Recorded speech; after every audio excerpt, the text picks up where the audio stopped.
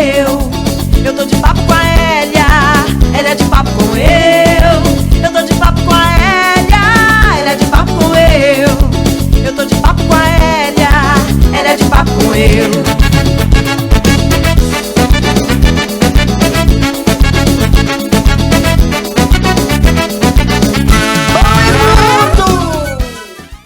Oi, mundo! Hoje eu estou em Paraty, Rio de Janeiro, com o queridíssimo Eduardo Mussi, um simpatizante da literatura, como ele gosta de ser chamado. Edu, muito obrigada por ter aceito o convite de Papo com a Hélia. Seja bem-vindo.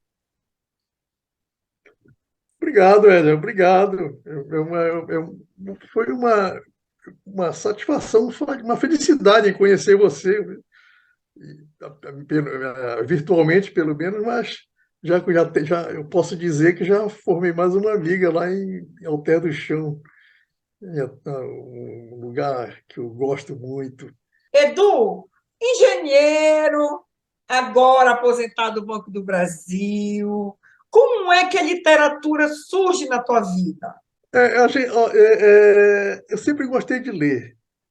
Claro que quando eu era garoto, eu ocupava muito tempo com brincadeira, com coisa, mas quando eu tinha uma folguinha, eu lia. Então, para você ter uma ideia, quando eu tinha acho que uns 14 para 15 anos, a minha mãe comprou uma coleção do Jorge Amado.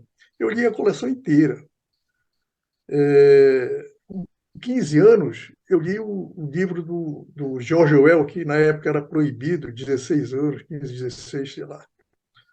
1900, o livro era 1984. Pô, eu achava tão longe 1984, mas o livro foi fantástico, né? E era um livro proibido por causa da ditadura. Foi emprestado pelo meu querido o irmão da Santa Cruz, lá do Armando, o irmão Davi, que já não é mais irmão, né? Então, eu sempre gostei de ler. Eu lia muito. Mas depois entrei para o Banco do Brasil, eu continuava lendo, mas já também o trabalho me tomava muito tempo. Então, eu lia pouco, muito pouco, mas lia. Isso aí se intensificou quando eu me aposentei. Aí agora, pronto, eu leio. Hoje eu já leio uma média atualmente, né, eu leio uma média de 3 livros por mês. Sempre quando os livros são pequenos, eu livro 4, 6, 4, mais 5. Mas, na média, são 3 livros por mês que eu leio. Então, leio. É isso. Então, na verdade, não é uma paixão, porque paixão ela é como que nem fogo de palha, né? É paga. Então, na verdade, é um amor pela literatura, né?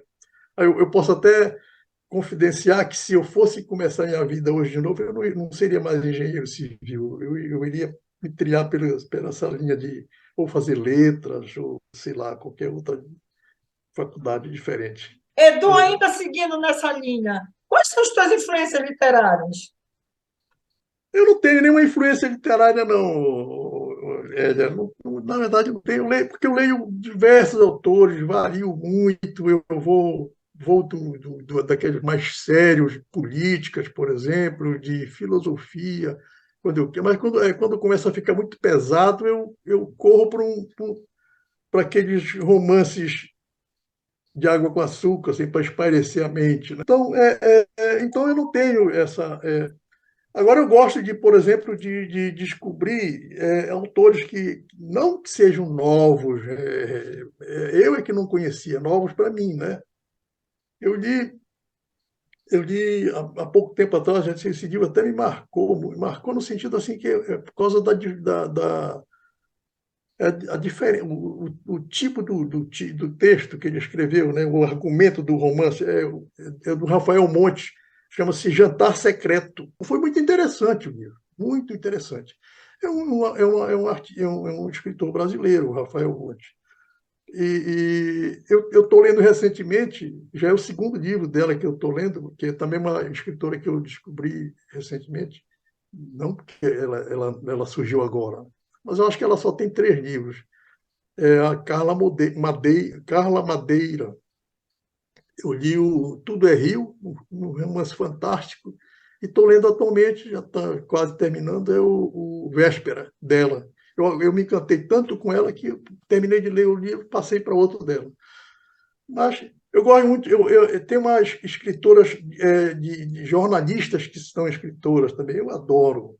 A Daniela Arbex, para mim, é uma escritora fantástica. Eu li os 5 livros delas. Você toma conhecimento dos acontecimentos mais importantes que ocorreram no Brasil, mais importante não, muito importante, através do livro dela, porque você na imprensa, você na mídia, você não vai saber nunca os detalhes, né? Então são esses. Eu gosto do livro da Eliane Brum, e são livros que também jornalistas, já li uns 2 ou 3 livros delas. O Fernando Moraes, né, que fala os livros que é a Olga, mais Chateau, o Rei do Brasil. Recentemente ele está escrevendo sobre o Lula, né? É isso. Então não tenho uma inspiração. Leio livros muito de escritoras africanas, também gosto e a gente pensa que são novas, mas elas já escreveram muitos livros, tal. Eu não sei pronunciar os nomes delas, são muito complicados. Vale a pena você ler os livros do Laurentino Gomes, para você conhecer o Brasil. Edu, você lançou Histórias que o Tempo Me Contou. O que fez você pegar os seus contos que estavam nessa gaveta e compartilhar com a gente? Converso muito com o meu amigo Otacílio, né, trocando ideias, e foi uma sugestão conjunta, né, dele. Ele tinha acabado de lançar um livro de Os Filhos Bastardos de Luzanira, parece. E, e conversando, eu disse, por que não lança o teu também? Tu tens um monte de matéria. Ele conhecia meus materiais, todos os textos que eu preparava, eu mandava para ele. Eu mando para ele, né, para ler. Então, nasceu dessa ideia. Eu disse, então vamos fazer. Eu vou fazer o livro. E ele se comprometeu a fazer a revisão. Ele fez a revisão de conteúdo, né? E o meu filho, o Eduardo, que a gente chama de Duda, também fez a revisão de conteúdo e de ortografia, né? Mas foram 2 pessoas. O meu filho ajudou muito, né? Ajudou no sentido de é um crítico ferrenho, né? Aí mostrei para a editora para experimentar, para ver a reação deles. Eles passaram 1 dia, 2 dias, leram, depois me telefonaram que fizeram uma reunião comigo assim, em vídeo, né? Iniciaram a reunião dizendo, olha, o teu livro está muito bom, ele está excelente. Aquilo me deixou mais incentivado ainda. Então, daí nasceu o livro. Tá andando, não sei se está... Como diz o meu amigo Otacílio, eu deixo o livro andar por ele mesmo. São as palavras dele. A capa do teu livro ela é diferente, é uma ampulheta, né? E eu queria saber o processo criativo dessa capa. Está muito bonita, muito interessante. Tá, né? A capa também, eu não me canso de olhar para ela. Essa capa, eu me considero uma pessoa privilegiada, sabe? Uma pessoa que tem... E, como eu digo, a gente não quer, eu não eu digo assim, eu quero encontrar pessoas boas no meu caminho, as pessoas boas que se encontram no meu caminho, que elas cruzam. Então, quando eu vim morar para cá, para Paraty, à frente da minha casa mora um casal de lá de Campinas, Mogi, sei lá. Eles tinham chegado há uns 12 ou 13 anos atrás, antes de mim, né? E fizemos amizade de imediato. Então, o rapaz chama-se Rui.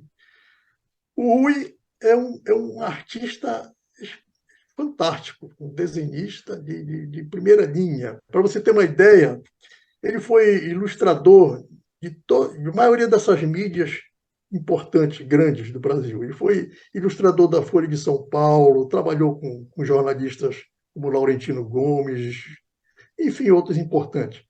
Foi ilustrador do Estadão, foi ilustrador da Folha da Tarde, foi ilustrador da Veja, foi ilustrador da Isto É, foi ilustrador da Quatro Rodas, foi ilustrador da revista Viagem. Enfim, ele fazia tudo isso aí. Então, a experiência dele é muito experiente. Então, a capa foi feita por ele. como foi feita a capa? Eu entreguei, ele disse, eu preciso ler o livro. Ele leu o livro. Só que o livro é uma miscelânea de histórias, Sim. não tem nada a ver com a outra, né? Aí ele me disse, Edu, eu estou com dificuldade, ainda não achei ainda uma forma de desenhar um desenho que fale sobre esse teu livro. Quando eu passei o livro para ele, eu passei sem o título do livro, não tinha o título. Quando ele me confidenciou essa dificuldade, eu disse, não, eu já tenho o título. Aí disse, olha, Histórias que o Tempo me contou. Eu disse, no dia seguinte ele me apresentou o desenho. Então, é uma ampulheta que representa o tempo, né? E uma pessoa lá pescando. Aquela pessoa que ele desenhou, sou eu, diz, com aquele chapéu com uma peninha que eu uso na minha horta, meio gordo, sentado ali, tudo. Então foi assim que nasceu a capa do meu amigo Rui Assunção. Edu, teu livro ele é variado, com um público diverso, com várias emoções. Me conta, no teu entendimento, o que está faltando para a gente aumentar esse público da literatura e qual é o papel do Estado nisso? O papel do Estado ele é fundamental, porque a literatura, a leitura, né, na verdade, ela está relacionada com educação. Sim, Então, a educação tem que ter a presença do Estado permanentemente, não tem outra forma, não adianta entregar para a iniciativa privada. Então, de que forma fazer? Eu não sei. Por exemplo, de que forma criar bastante bibliotecas comunitárias, distribuir, fazer isenção de impostos, por exemplo. O livro, hoje, quem pode dar R$ 50 num livro, que você vai ler em uma semana e depois daí? Então, são esses estímulos que precisam ser feitos. E também está muito relacionado com a educação familiar também, né? sim, Hoje é muito cômodo os pais pegarem uma criança pequena, uma garota, e ligar a televisão e deixar ele lá na televisão, no videogame, que aí você pelo menos não fica perturbando, mas ao invés de estimulá-lo a ler, né? Quando for criança pequena, por exemplo, você lê para aquela criança antes de dormir, todo dia, lendo, lendo, lendo. Aquilo vai criando hábito na leitura. E você limitar o uso de televisão e vai ler. Então, é leitura de livro. Lendo, você viaja. Se você sim. não tiver dinheiro para viajar, compra um livro, vai ler. E você vai viajar com esse livro, depende do que eu li. Você quer se informar sobre política? Compra um livro, vai ler. Enfim, tudo. Você quer aprender bem o português? Vá ler. Você quer aprender a escrever? Vá ler. A leitura é a base de tudo. É a base de tudo. Isso, infelizmente, isso não é esclarecido para os jovens.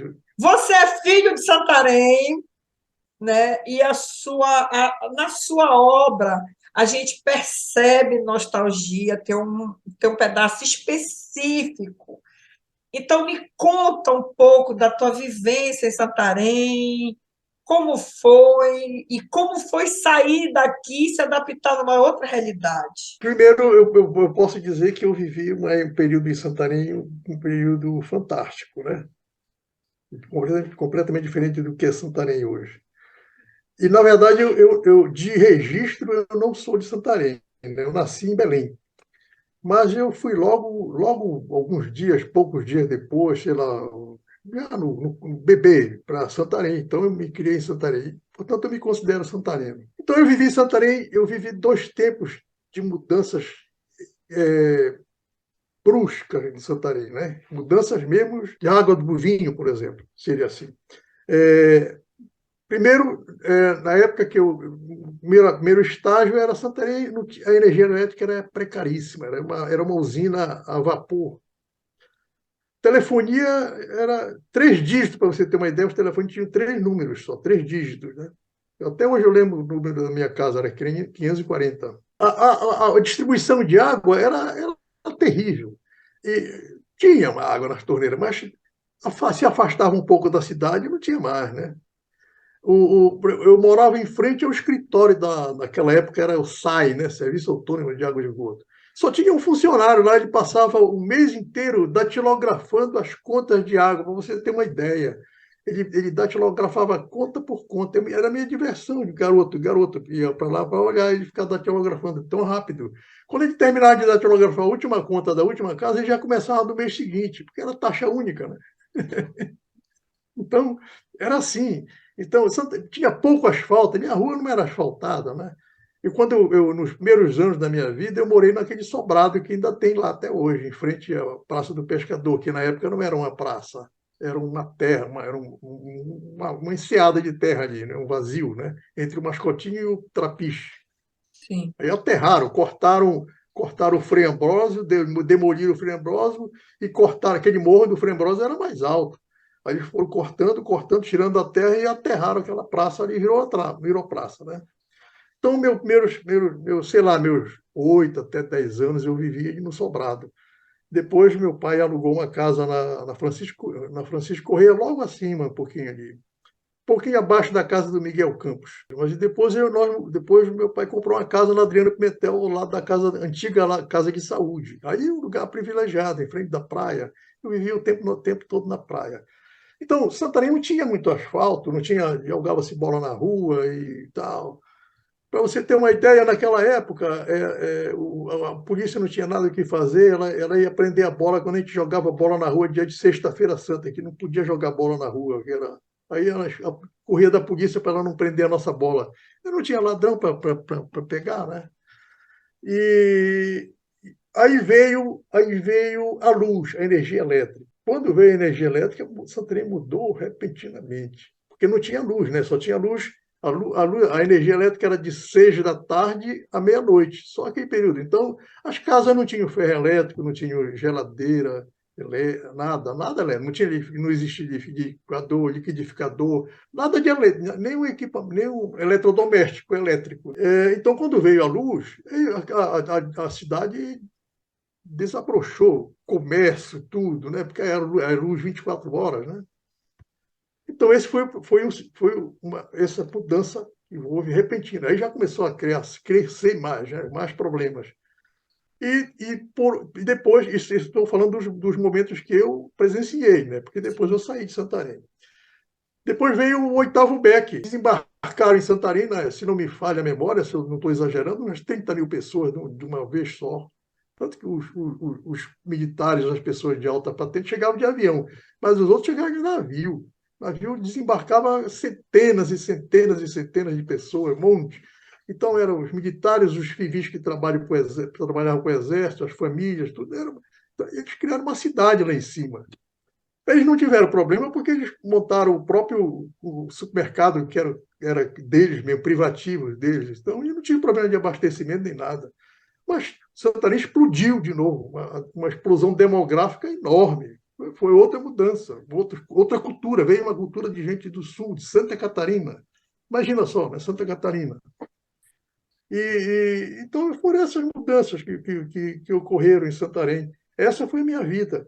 Então, algumas coisas eu captei dali, para fazer as minhas histórias, para inventar minhas histórias, na verdade, porque nenhuma delas é relato verdadeiro de uma história, não. Não é um relatório, né? Não é um relatório, é um conto realmente. Para ter uma ideia, claro que todos eles que eu pesquei coisas da realidade, do acontecimento. Quem já lê, quem viveu comigo exatamente aquilo, lendo, ele vai pegar, vai capturar, vai captar aquele momento. O mais próximo deles é a República de Estudante. Aí, quando os meus amigos já estão lendo o livro, eles dizem: mas está faltando o fulano de tal aqui nessa República. Eu estava aí também. Eu digo: rapaz, isso é um conto. Eu só inventei, mudei os nomes e mudei, mas eu não estou relatando como era a República. Então, essa a minha vida em Santarém, viu? Foi a minha história. Muito rica, muito rica. Edu, os teus contos, eles abordam várias coisas, espiritualidade, política e tudo mais. Me conta qual é a tua relação com a política, como é essa tua abordagem, Me fala dessa tua visão um pouquinho. A política é muito instigante, né, Hélia? Eu sempre gostei de política, desde jovem. Eu nunca não fui um ativista, nunca fui, nem sou, e nem gosto de ser. Política é um tema que você pode esmiuçar e fazer um monte de contos, centenas de contos com política, né? E aí eu sempre dei minhas pinceladas aí em alguns contos sobre isso, né? Da política, da sociedade, sociologia e tudo mais. A política ela instiga muita gente, ela estimula a nossa criatividade para escrever. Muito fácil. Teve alguma coisa que foi, como a gente costuma dizer no português, bem popular, limado do teu livro, porque não passou pelo crivo da Não, nada assim censurado, mas teve alterações bastante significativas. O principal deles, que é um tema muito complicado, é a sexualidade de Jandira. Esse texto foi bastante modificado, porque o texto original ele tinha muitos erros mesmo, muitos erros grosseiros que passaram imperceptíveis por mim, né? E Sim. fala sobre ali o tema é homossexualidade, né? Então é um tema que tem que ter muito cuidado para falar. Que quando eu dava para fazer a revisão, eu dei para fazer a revisão tanto para o Tassilo quanto para o Duda. Então ele me criticou duramente do texto, né? Criticou não, ele sabia que não, isso aí não é assim, e tu sabe como fazer. As críticas do Otacílio coincidiram com a dele, sem os dois se falarem, né? Achei muito interessante. Então, basicamente foi desse aí. Outros não tinha quase nada aqui para mudar, não. Era mais correções de português. Edu, nós temos 2 contos no teu livro que fala sobre a aposentadoria, que é algo que você vive. Me fala desse momento de aposentadoria, como é isso para ti e como é que tu vê as pessoas ao teu redor que estão aposentadas. Esses dois textos, ele poderiam se fundir, porque eles praticamente falam quase a mesma coisa, de forma diferente, abordagem diferente, né? A aposentadoria, como eu disse no texto, ela é tão ou mais importante que procurar o primeiro emprego. Ninguém dá muita trela para isso, ninguém dá muita bola para esse negócio, de dar importância para isso, né? Porque você passa a sua vida toda, por mais que não seja num único trabalho, porque eu passei a minha vida num único trabalho, né? Num único emprego. Mas mesmo que você passe a vida toda trabalhando em vários empregos e tal, um dia você vai ter que parar, né? Em algum momento. Essa parada para mudar para outro tipo de vida é fundamental. Isso aí é crítico, é muito crítico. Tanto que, para você ter uma ideia, o Banco do Brasil, na época que eu trabalhava, ele dispunha de cursos preparatórios para aposentadoria. Sabe? Eu fiz esses cursos. Eram oficinas para você discutir e tal, enfim. Então, a aposentadoria é isso. Eu aposentei, o que eu vou fazer? Né? Então, você tem que se preparar, você tem que planejar. O outro texto surgiu de logo que eu me aposentei, já pararam de me perguntar, né? E aí, o que é que tu estás fazendo? Estás trabalhando alguma coisa? Eu disse, pô, eu tenho que trabalhar, eu já acabei de me aposentar, o cara me pergunta se eu estou trabalhando, o que é que eu estou fazendo. Aposentadoria é isso, Élia, é isso. Mas não se pode deixar que ela corra por si só. Se você não souber o que vai fazer depois, você pode entrar num campo muito perigoso. É isso que é a aposentadoria, esses dois textos.